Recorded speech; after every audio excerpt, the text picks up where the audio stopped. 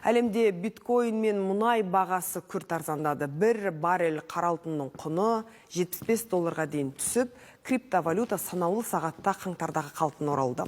Шетелдік басылымдардың хабарлауынша, қазір Азиядағы ірі компаниялардың қор индекстері де төмендеп, америкалық акция нарығындағы дағдарысқа келіп отыр. Ал бұл құбылыс Қазақстан экономикасына қалай әсер етуі мүмкін? Теңге бағамы қалай өзгереді? Тақырыпты әріптесім Оразай Нұртайұлы жалғастырсын.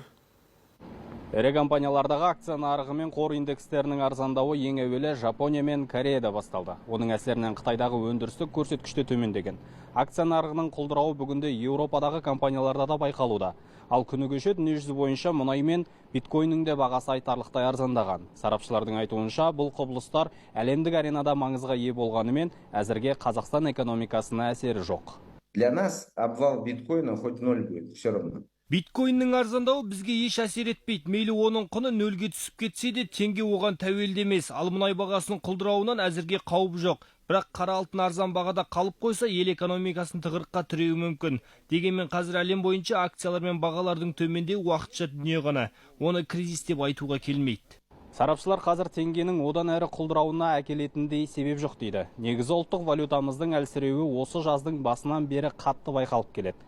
Экономистердің айтуынша, оған ұлттық қордағы теңге сатылымының төмендеуі себеп болған. Енді тамыз айынан бастап отандық валюта күшейеді деп болжайды экономистер.